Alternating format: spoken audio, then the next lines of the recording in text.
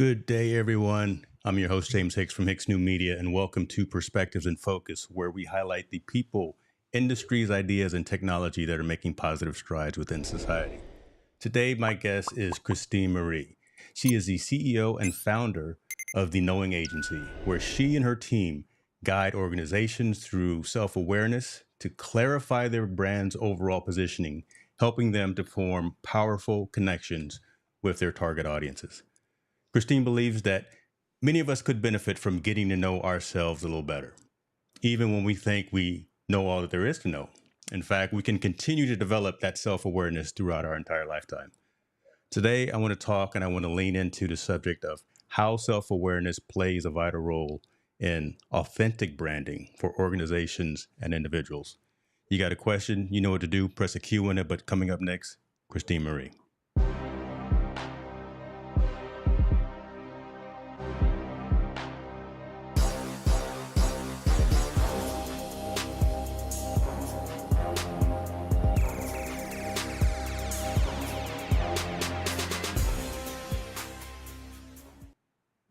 Oh, we're in trouble now. Listen, you can't run now. I got you on camera.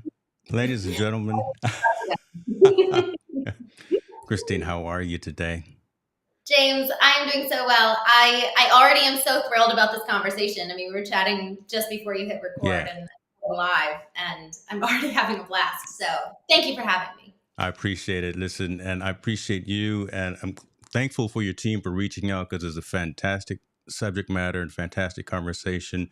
But I gave a high level 35,000 foot uh, pitch of who you are, but I always like to have the individual come on, kind of tell their origin story, who they are, what it is they do.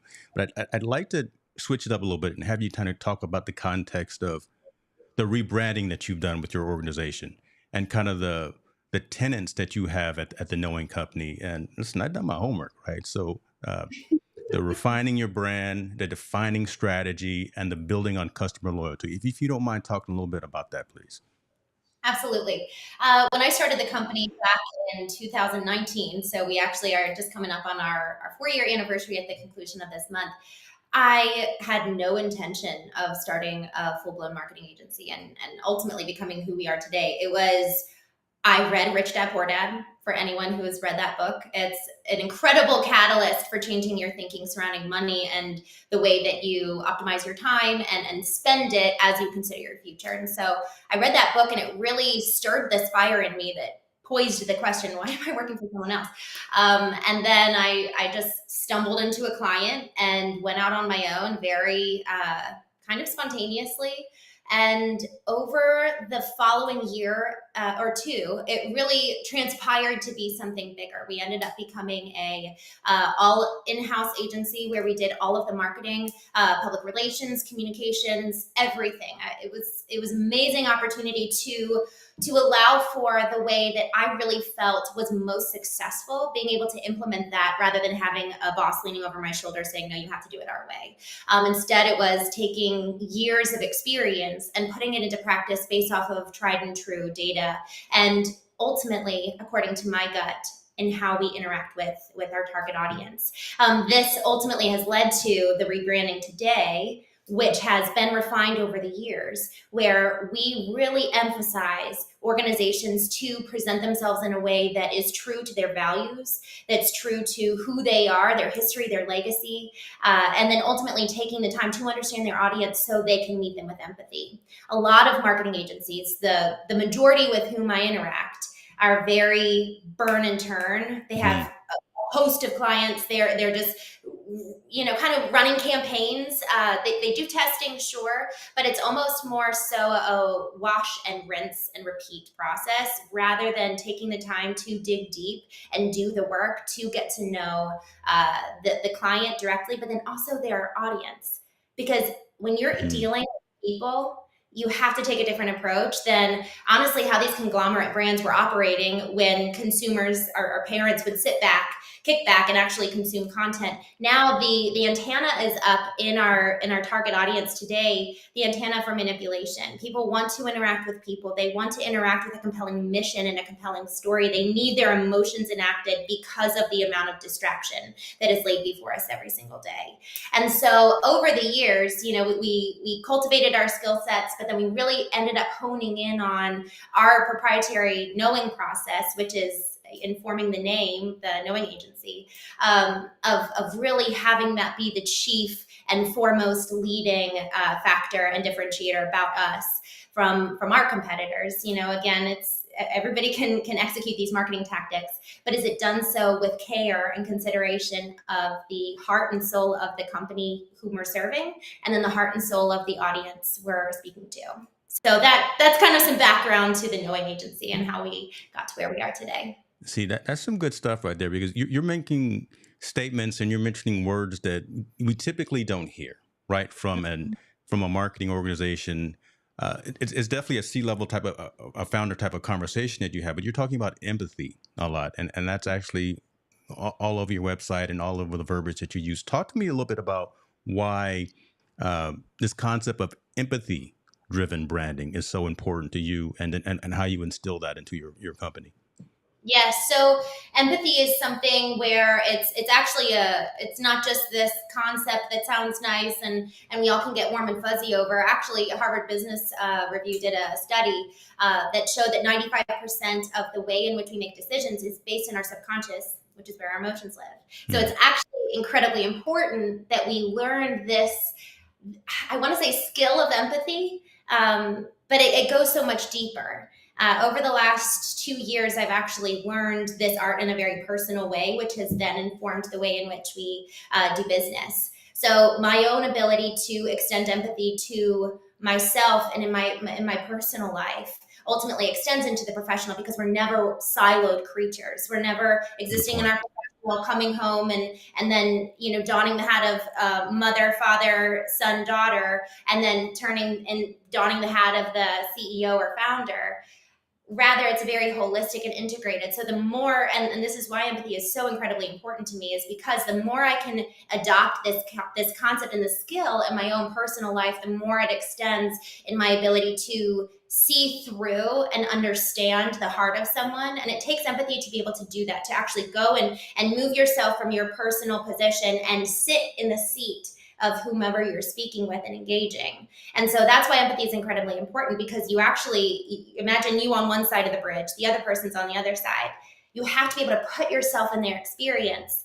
And then that then empowers the marketing strategies, the messaging to be so much more propelled, so that you actually effectively move them closer to you by the words you speak, by the care you exude.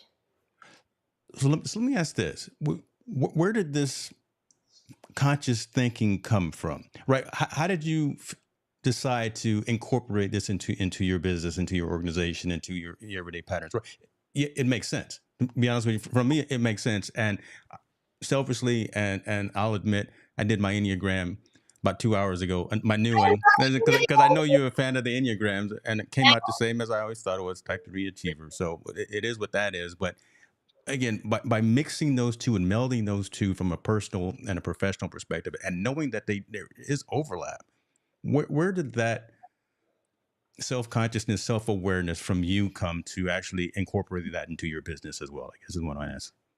Yes. So David Brooks authored the book The Second Mountain, and this book references the analogy of two mountains. Most individuals start out existing on the first mountain. They are really aware of themselves. They're aware of themselves in relation to society. So success is actually dictated by what society deems as success. So take the KPIs, that key performance indicator that society puts forward and says, by 30 you need to hit this milestone, by 40 you hit this, etc. And then you got to have your spouse, your 2.5 kids, and a dog with a white picket fence. That's success and the American dream, etc. So that's the first mountain, is abiding and living in accordance with how society deems success.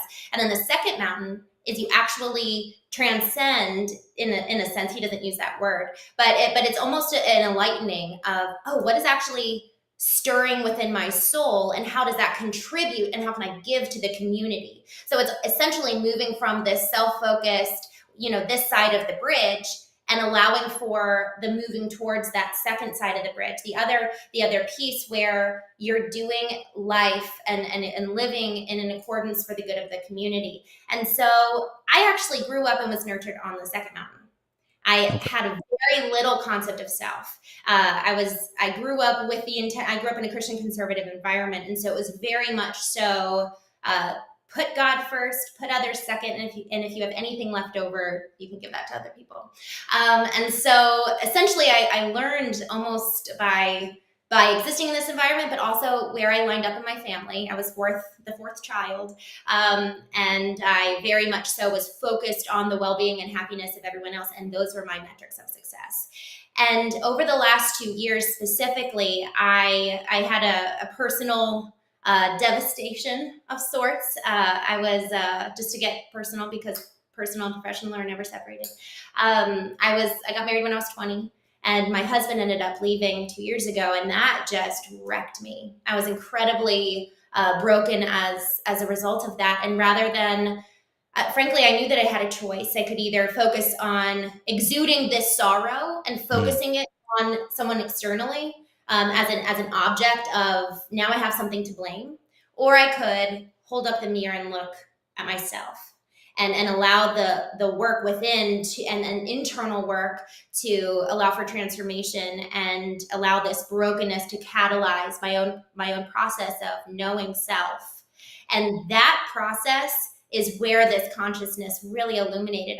I've spent a lot of time and hours in therapy, really understanding my own soul. And by way of doing that, it deepened my own understanding of the soul of others around me. So I had spent so much time exuding empathy in my adolescence and into adulthood, but now it's translating that inward as well, so that I actually am empowered to effectively love others better, because I'm powered from this strong, robust position of self, where I'm no longer looking horizontally for others to define Right. success, whether that's society and society's benchmarks of success, or our family's benchmarks of success, even our bosses or CEOs, or others in our community, joining masterminds and being engorged in a business community. It's so easy to look horizontally and allow others to inform our own values and form our own definition of success. And so, by way of me becoming vertically aligned from that position of brokenness, I've then kind of come forth from the ashes, and really now have this robust understanding of self, which is frankly translating into the business world too, because I'm then able to empower other brands to look authentically in and Yeah. of themselves. Yeah, that's what I was going to say, and I thank you for being transparent with that story. But there's meaning, and there's power in that story, right? It's unfortunate that it happened, but you can actually, you've been able to turn that around. Again, I'm gonna be third person looking in, but you've been able to take those incidents that have happened, turn them around, and actually for the better. And you have been able to actually have some clients. Listen, you got a who's who list of clients that knowing has worked with and is working with. And again, I think by having that empathy, by having that awareness, by having been knocked down and gotten back up, you've been able to actually go into those boardrooms, go into those conversations and those meetings with either the entire business, or an individual, a leader, or an entrepreneur, and say, I can help you get to this point because Yeah, I've been underneath the rock as well, and I've gotten out of it. And here are some strategies. Again, I'm third person looking in, but just from yes. hearing your story, it just sounds like, again, you really can come with some well-rounded, tested measures and practices for folks, right? Right. And James, it was Hmm. it was an incredibly unique opportunity. So last summer, I was, one of our clients. They were doing a job for Amazon, and we, by way of our partnership, were working with Amazon really closely on one of their events. It was an inaugural event. It was the first time that they ever put something on like this, and we were in charge of the communications. And the thing that was so curious and incredible about this opportunity was that the target audience that we were serving, I didn't look like them. I didn't sound like them. I was very different in terms of just looking at face value. We look, Yeah. sound, operate different. And it was absolutely incredible to put myself in their shoes, feel their experience. By way of doing that, I understood an entirely different people group than, I mean, I was one of the only women in this space that looked different than every other person. I was in a room full of 500 people and I stood out. And it Wow. was amazing. And the elements that I put forward in terms of writing, the speeches, the content on social media, everything I was able to write by way of being positioned with the empowerment of empathy. And it was a dazzling experience to hear the words that I wrote spoken from stage to a room full of individuals who are so different than me, but empathy connects us and empathy bonds us and empathy allows us to sit in the seat of another and thus experience something similar to then be able to say, wow, I hold so much more regard and respect for you and your experience, even though we could very well be worlds apart. Obviously we were worlds apart in this situation, but it That's was just cool. amazing to see empathy at work. That's pretty cool. Now that wouldn't happen to be the time you met Usher, is it? Okay. No, see, listen, I do my homework too. I know these. I'm so You, impressed. I'm actually quite impressed. That was listen, well, this is what we do around here. You better Google me. Well, I think you already did, so you already know what's going on. yeah. Let me ask this, and from the corporate perspective, and again, I highlighted. So the majority of my audience are again solopreneurs, entrepreneurs, and those within the digital content creation space. So Right. folks who are looking to actually take the side hustle more into a business mindset and actually do something and what I call putting a dent in the universe. I didn't make Mhm. up that term, but it came from my old boss, Steve Jobs. But put a dent in the universe. Yeah. What are we doing good now? What are we doing right? And where do you see kind of some opportunities for individuals and for businesses as well to be more self aware when it comes to their personal and professional brand? What a good question. I It really is critical that you're willing to be honest with what you see when you look in the mirror. So the first question is, are you willing to look in the mirror? Are you willing to actually see yourself as you truly are? And that's assessing both the darkness within and the light within. That was something actually that was harder for me to reconcile. It was much easier for me to identify all the areas for growth rather than holding equal balance to the good, the bad, and everything in between. One of the things that I was encouraged to do early on in my journey was to withhold judgment and withhold emotions from what I saw and just allow it to be what it is. And that actually was a really helpful tool. And I still employ it every single day, whether it's interacting with another person or even being a third party watching myself interact in a situation, and just withholding judgment and then taking time to assess why did I react the way that I did, or why did that comment bother me? And so much of what we find being kind of triggered or instigated within has roots in childhood. And so that's one of the biggest things. So looking at yourself in the mirror, being willing to do that, withholding judgment and withholding emotion so you can just see what is. And then also just really leaning into where could this potential element that I identified trace back to the roots. Because until you understand the roots, can you then dig it up and fully analyze it for what it is? And then the fourth thing is replacing it. It's not just Mm, enough to dig out because then you're just left with an empty garden. And frankly, if you don't set new targets, you're just going to end up going back. It's going to be a cyclical motion rather than a linear journey. And obviously, it's never perfect. It's never a straight line. But right. right progressing forward, you're eventually going to go back because that's so deeply embedded, whether it's a default mindset, whether it's a pattern that was exemplified for you. Until you set a new target, can you then reach new goals and change behaviors? You have to identify it and then set new targets in order to really be able to do that work.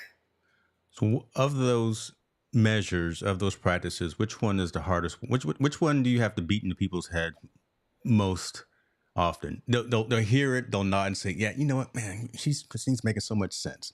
However, right? However, we get complacent, we get in our ways. We've done it the same way for X number of years, but again, you're drawing it on the board, and you saying, "Listen, we trying to grow from here to here, trying to go from 1 million to 10 million.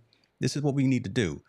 Yeah. Which is the hardest hurdle, hardest opportunity, hardest challenge? I don't want to call it problems, but for you to, again, knock into somebody's head and say, we got to do this if you want to get to that next level of growth? Really tracing the roots.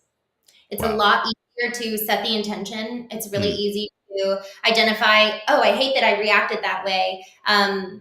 It's, you can even learn to withhold judgment, but being willing, because it is deep work. It is work yeah. to actually trace the roots back and ask why. Why is my favorite question of my own self. And you think of kids. Kids are always asking why. It empowers curiosity. It empowers learning. It empowers growth in exponential levels. Why do we have to stop this growing that we see in children? They grow so fast and Yeah. such an expansive, holistic way because of why. And so, if we as adults are unwilling to ask why, that not only stunts our emotional health and emotional growth, but also professional learning. It's actually quite vulnerable to create.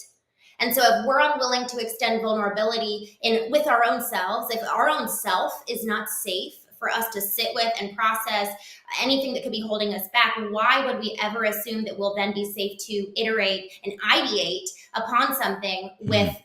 someone whose opinion, frankly, we really value? Man, I'm just gonna let that marinate right there, because that was pretty good. I like that. One of the coolest lines that I saw written about you. Yeah, I think you Hmm. wrote it, but real short. And I guess I want to get your ideas, and where did this come from? Being an emotional intelligence advocate. Mm, I've mm. never heard of that in someone's byline. I've never heard of that in someone's bio. I've never heard of that in someone's description of themselves. But I call myself an engineering technologist, right? Driven by passion and focused on purpose. I That's me at the end okay. of my statement, right? You can't take that. No, this. James, can you say that one more time? Because that deserves a second mention. An engineering technologist driven by purpose and focused on passion. Focused on passion. Yeah. That is incredibly beautiful. It's so easy to get stuck in a grind. It's so easy to act without regard. And it's so good. Focused on Thank you. passion. Thank you. Don't try to throw me off here. I still want to know about you here, and an emotional intelligence advocate. Talk to us a little bit about that, because again, I've never heard that mentioned by someone as themselves when they get on stage and start saying, introducing themselves. When Christene Marie gets up and says, "That's who I am." Talk to me a little bit about that and why that resonates with you. So, emotional intelligence, there's two parts to the definition.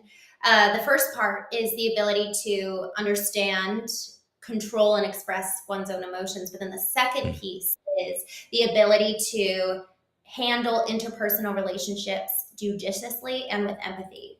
So, with wisdom and with empathy. It's an incredible ability. We place so much on the IQ and not enough on the EQ, but the EQ is truly, if you think about it, what makes the world go round. Someone Wow. can Yes. brilliant ideas, but if they don't have the ability to express it, control the expression of it, understand the expression of it, and then be able to handle the person who's receiving that information, handle that with wisdom and with empathy. It's just what's the purpose? What's the benefit? What talk about with passion and purpose? You have to be able to have that purpose, which is the IQ, and then the EQ is the passion and the expression thereof. And I would even say I've gotten so much more clear on my vision and my calling for life the more I've gotten to know myself. Okay. Eliminating horizontal voices around and understanding what I feel called to in vertical alignment with my own self and the divine, Hmm. and understanding this is what I was created to do. Again, it's eliminating the distracting voices. It's the ability to then walk in that and prioritize that while handling relationships with other people in a way that, frankly, is not only loving and kind to them, but people come around you. People come around your vision, and that is true leadership. The ability to understand and express and control, and then rally those around you in something bigger and brighter for yourself. The reason why I'm an advocate for this is because we see all of these broken adults around Yeah. us. And then we see kids who are in these very volatile time in their life where it's so formative. And then we've got broken adults influencing these children. And so I don't think it's ever possible for there to be a completely untraumatic childhood in any regard and for it to be bliss. But the more that we can learn this art form of emotional intelligence, the more we then raise a generation behind us of people who are healthy, not having to go to therapy at 30 years old because they're so incredibly broken. And then at 50 years old, then they're finally recognizing what they're passionate about. Rather, why don't we start that at 18 years old when you first make your decision about where you're going to be investing your life? We're raising generations of children who have such little responsibility and such little awareness of self. And you need both, right? The responsibility and the awareness. It's not one or the other. And so being able to have both of those juxtaposed, and then it forces this awareness of self, so then you're much more guided in the way you make decisions. So it's for the generations behind us that I'm so passionate about emotional intelligence. And even my own mom, a lot of the behaviors that I've been analyzing and recognizing in myself are a mirror of who she is, because she was my example. And so by way of my own journey, she's now on her journey to explore her That's child, cool. understand what she's called to. I'm one of 6 kids. And so when all of us left the house, she was sitting around looking at, what is my purpose in life now? Yeah. They were everything to me. So it's for the purpose of 6-year-olds and 60-year-olds that I advocate for emotional intelligence. So we've been talking for 30, 40 minutes already, right? And you notice I haven't asked you to draw anything on the whiteboard. I haven't asked you to go in deep detail about necessarily the knowing agency. And the conversation has been on you, what makes up you, who is Christene Marie. And I think by me consciously doing this, so it kind of sets you up, but it's in a good thing to have this conversation about who the person is that's behind the organization and who the individuals and who the businesses are working with when they go and Yes. work with you and your team. Because again, hearing that origin story, hearing that why, the passion, the drive, the understanding of your personality and self awareness. I mean, that raises more credibility than any resume or any LinkedIn bio that anyone else can have, right? So I wanted to put that out there just so you're aware of, is he going to ask me some questions about the company? About we kind of are, right? But Right. this matters and this resonates because again, this helps folks understand this is the mindset of the individual and the person or the company that I'll be working with for folks that are coming to the knowing agency. I don't need a finder's fee for folks that I send to you, like uh, but we can talk about that offline as well. But again, thank you for that information. Though. Well, and James, thank you for asking. And I'm glad you said what you just did, because this entire conversation, this is what people are looking for when they're coming to consider working with you as a business owner. They Exactly. go and look at your social media profiles. They go and look at the content you're producing. They look at your values.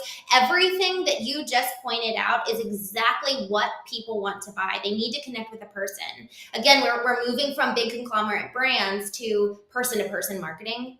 Hence why empathy is so important, and hence why it's so critical, especially for solopreneurs, especially for entrepreneurs, for individuals who have their own business, to take the time to understand who they are so they can come forward authentically, because that's who the consumer is buying from. They're buying from people. Exactly. So let me ask you this, and then I'll get into some questions here. I see folks chiming in. Good to see you, Mr. Worthy, in the comments there. Um, the world is hot right now with AI, with generative Mm, AI, and it could be a blessing. It could be a curse. It should be a tool. But I would yes. love to hear your rationale and your thinking about again when it comes to personal and professional branding and being and putting your digital presence out there across the globe. How are you advising your clients on using generative AI for some of that messaging? Yes. So I was just talking about this in Austin a couple weeks ago, and someone asked specifically about the content itself. So we use a number of tools when it comes to repurposing content, such as we were talking about this earlier, Opus Clip. It's Opus.pro. That's isn't that, I think that's Yes, the that is URL. correct. Yeah, It's an incredibly powerful tool when it comes to any type of video content you may have, putting that link in Opus, and it automatically spits out 20 variations of that clip. It uses, machine learning to actually go through and understand this content is going to be most relevant. It's going to be most intriguing, most interesting. It pops out different title and headline variations. But then my favorite part is it actually includes all the captions. Yeah. So that's a tool that we employ very often. And really, it's a time saver. That's something that's incredibly robust in producing. It's taking evergreen content and then allowing it to 10x, 30x, etc. The life of that Yeah. content.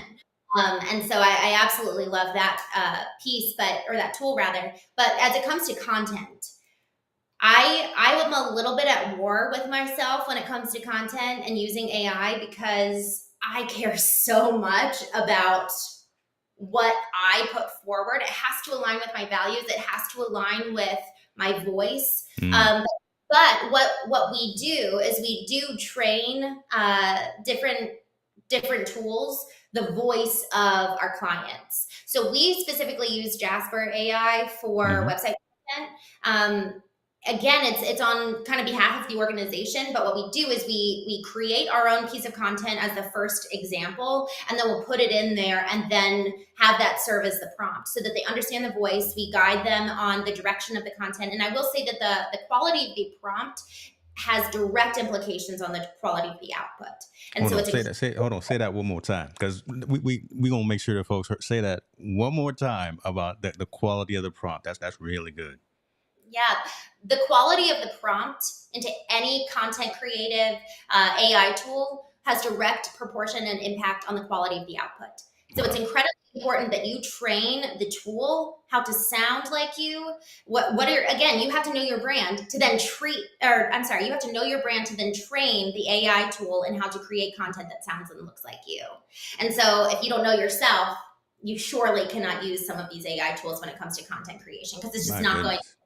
yeah, it's not going to align.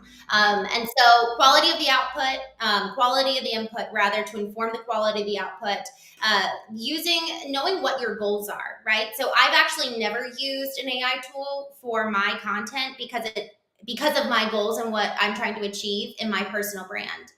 But there are some clients where it's actually really helpful to create lists. They just need to be present. They need to be continuously interacting with their audience. You can really serve through automated content creation using these AI tools. And so I'm not opposed to it by any means, but it really depends on what your bottom line goals are. So again, you need to know your brand, who you authentically are, to then train the inputs. And then you also need to know your bottom line goals to ensure that you're using the right tools to propel those goals forward.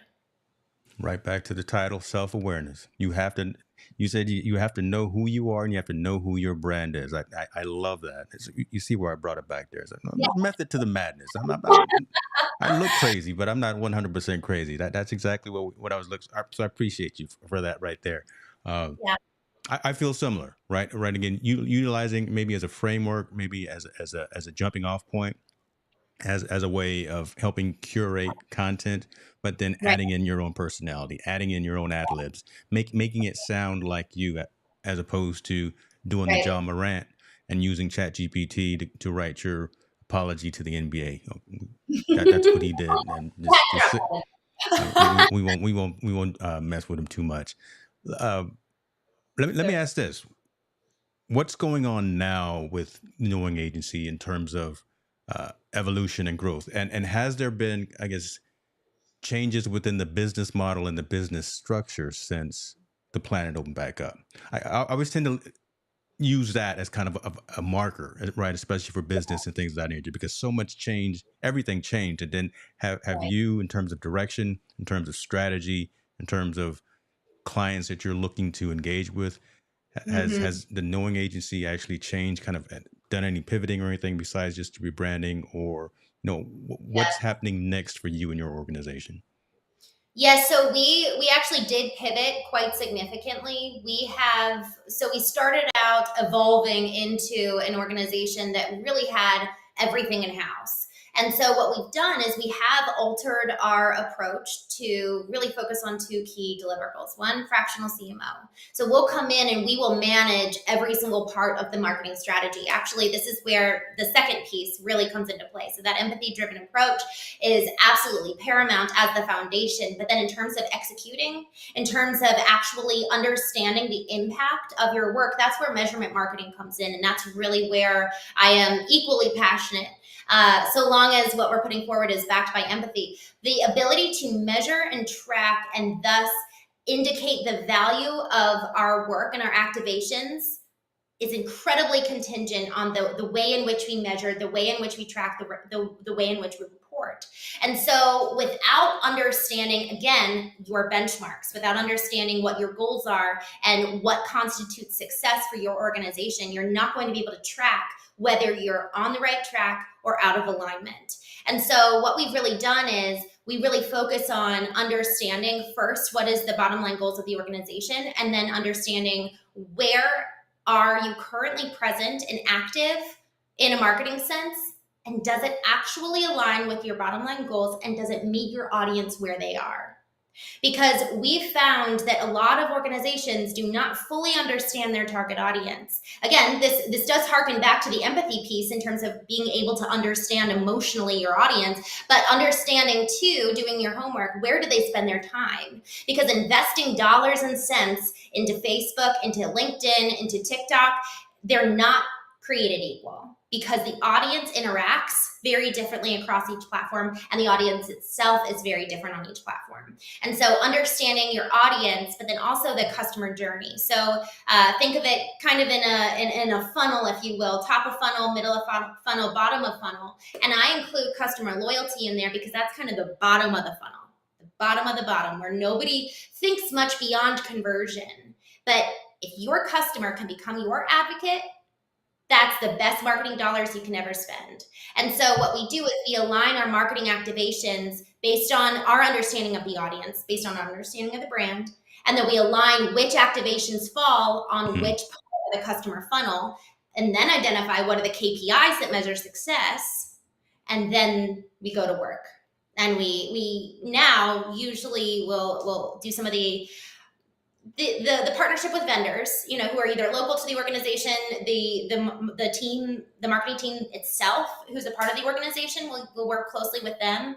But I have kind of cut off some of our arms a little bit in terms of some of our product offerings and services, so that we can be very, very focused on this process. And I mean, I've got some other projects in the works as well.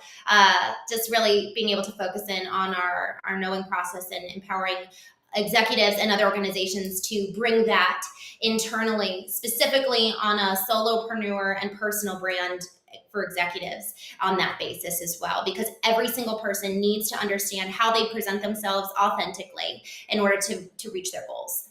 I love that. I love that. So don't try to boil the ocean, folks, because audiences and reaction and expectations are different from each platform and things of that nature. I'm going to dive into a little bit. You said something about you got other things going on. We're going to give you some flowers here, right? So let's talk about the book. Come on now. When we going to get the book here? What is this? Winter 2023. Yes. Yep, that's the goal. It might end up being Q1 of next year, but I actually just delivered it to my editor on Friday. Nice. We're finding a few things stylistically, but I am incredibly excited about this. This is actually chronicling my journey through brokenness, harkened earlier at the beginning of our conversation. And it's really our process that we take on a business sense, know yourself, know your audience, etc. But this is much more in a personal perspective. So it's really my journey, so that hopefully others can come along with me and do their own journeys. So, I break it down into 3 key processes. You have to know who you were. That lends to the digging of the roots and examining what was the precursor to then the second piece of this, which is who am I today? So who was I? Who am I? And then who do I want to be? We all have big visions, big dreams, big goals, but without going through that process, you're just going to be striving and striving. And frankly, if you don't dig those roots out and replace them with new targets based on who you want to be, that's where you actually do move forward rather than repeating old habits and old patterns out of a kind of a default manner rather than living with intention. And so I go through, Mm. by way of knowing myself, I understood, wow, I've got 12 values. And I list them out, and I actually have exercises at the conclusion of each chapter. It's kind of an interactive book. It really is. I'm very honest about my journey, but then also really encourage other people to take theirs with me through that book. And so there are exercises throughout. I even include some QR codes to playlists that I listen to throughout the time.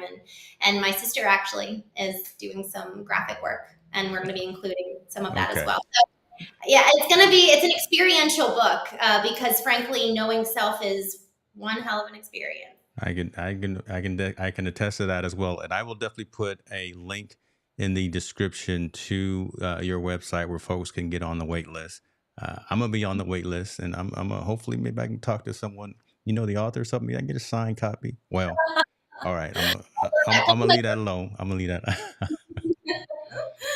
uh, Thanks, appreciate Steve that. Worthy is saying, I like this. He says, absolutely, referral or sharing of your content is one great measurement for success. So yeah, and he's very affluent and very active also in the content creation ecosystem in the retail leadership perspective and the consulting side. So he can attest to a lot of the things that we're talking about here I today. love So I love that. And one thing too, Steve, just kind of in alignment with your comment regarding the very bottom of the funnel, focusing on customer loyalty and actually procuring those referrals.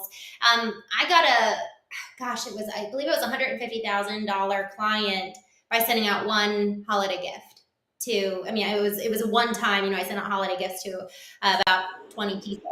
I got a $150,000 client as a result. And so, really taking the time to nurture the very bottom of the funnel, and then also nurture individuals who are in your network, because you never know who is in the wings waiting to do business with you. And you just frankly have to kind of reintroduce yourself. And the personal touch point of gifts, the personal touch point of notes and handwritten of cards, each one of the moments that you take for personal intention to be expressed, it makes lasting memory. And a strong brand sets the expectation for the feeling that is going to be conjured upon interaction. And so, by way of us taking the time and the intention to form those personal relationships and personal connections, that sets the expectation for, frankly, what they will experience in working with you. And so, I just wanted to highlight the benefit of taking time to consider gifts and including that as a part of your strategy, because it doesn't have to be expensive, but it has to be thoughtful.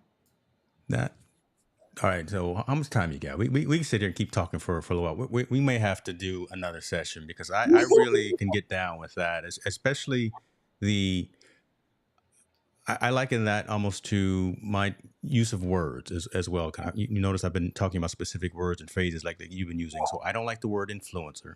I like the word, and I refer to myself more as an advocate.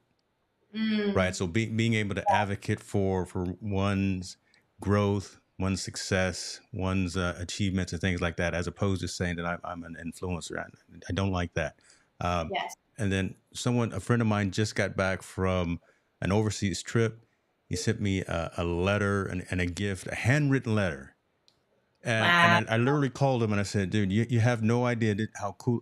I covered for him on one of his podcasts. So as a gift, he got me a gift and he wrote a handwritten letter. And I said, that piece right there, right? You didn't have to do it, but just the handwritten note from you saying thank you really touched and resonated and really elevated our friendship to a whole different level as well. Wow. Just by taking the time to be, back to the subject here, self-aware, Yes. self-conscious, and knowing who you are, knowing that it's of you to go out and rise above the noise and do something a little bit extra to show your appreciation. So uh, Absolutely.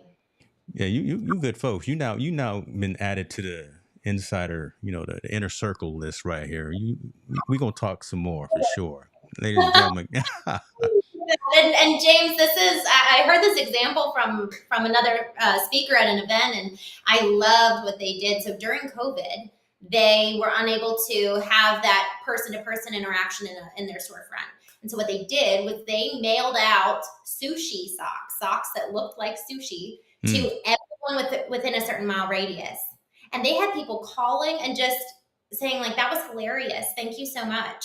And then, of course, that opens the door for conversations to be had, right? yeah, And so, whether it's just solidifying brand awareness or actually for the purpose of customer procurement, there's so much opportunity to use gifts in any part of the customer funnel. So I love that. And to your point about the handwritten letter, we can't do that for everybody within 25 miles, but it's a beautiful thing when you identify these are people that matter to me, and I'm going to take the time and the intention to let them know just how that's much. it. That's it. Listen, if you want to send me a bottle of scotch, uh, No, do you let we have no problems with the scotch as well.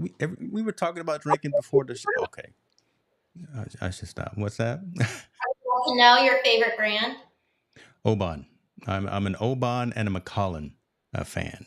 I got yes, so we can get down with that at any time. Just made a note. I had to see that was an 18 back there. I had to zoom in. That's an 18-year-old Oban right behind me. I literally opened my notes so I could write down your two favorite Scotch brands. Do you have a bottle behind you? 18 years? That's amazing. No, see, I'm not going to show it online here because folks can. No, we not. Don't come around here looking for. No, don't do it. Don't. I got more than Ring cameras. All right. So yeah, you don't. I'm just going to put it that way. Um, Listen, this is good stuff. Let me ask this. I guess in closing, because again, I want to be cognizant of your time, and but definitely want to reach out and talk further about some other things, because I think we're really having a great conversation that can pivot off into some other aspects and some other areas, especially when the book comes out. But I guess, what are some key best practices, some key takeaways that you can give folks to raise their level of self-awareness when it comes to, again, their personal brand and their professional branding as well, and Mhm. how that intersection happens? So some key best practices that you can leave with some individuals. Yes. Understand your values, because understanding your values will eventually guide business decisions. Southwest is a great example of this. They decided back in 2008 or 2009 to not charge for bags when all of their competitors were. They stood to lose 500 million in 1 year alone. And by way of their business decision, while they stood this risk, uh, but it was based in their values, they essentially attracted a whole tribe of new customers. And so being able to really understand your personal and your professional values, there likely will be disparities between the two, and then there will be overlap, guaranteed, but it will inform you and guide you in the way not only you live your personal life, but in the way you make your business decisions as well. I have fired a couple of clients who were not in alignment with my value of emotional intelligence, but by way of clearing my plate and pipeline, it then made the way and made the room for much more ideal and value aligned clients to come on board. So I would say that's number one, really making sure that you know your values and you understand uh, what is the key driver to then inform business decisions. And then a second thing I want to say too is don't shy away from how the world is changing as it pertains to AI. Really lean in and understand just what's going on. Just listen to podcasts. It doesn't have to be anything super intense. It doesn't need to be overwhelming, but understand the conversation so that whenever the right tool comes your way, you at least can proceed with caution, but proceed and see if it's a good fit for you. The last thing I will say is use executive assistants, get support, because the employment of someone who can come alongside you in your leadership, who can take some time off of your plate, frankly affords the opportunity and the time to take the awareness and the knowing process that will cultivate your soul. I like how you used your title right there, the knowing process, right? Huh? That was on purpose, wasn't it? That was a purpose. uh, Ladies and gentlemen, that's Christene Marie right there, CEO, founder, Knowing Agency. Very forthright in story, very personable about history and why it is that she and her team does what it is that they do. Again, I will leave links in the description to everything, all things Christine Marie and all things Knowing Agency. I appreciate you for your time. I appreciate you for what you do and what you stand for, right? Because I can feel that you mean what you say and you're doing what you're doing out of purpose and out of passion, because you've made those statements a number of times already during our conversation. So that is commendable. And again, I want to give you those flowers for that. Thank you, James. And thank you for your example of the same. Truly understanding, not only understanding what makes you passionate and understanding your purpose, but then living accordingly. That's good. Folks, listen, if you found some value, let me know. If you did not find value, tell Christine, don't tell me. But no, this will be out there. So I look forward to having some more conversations with you as well. And folks, have a blessed day, and I will talk to you all soon. Be well.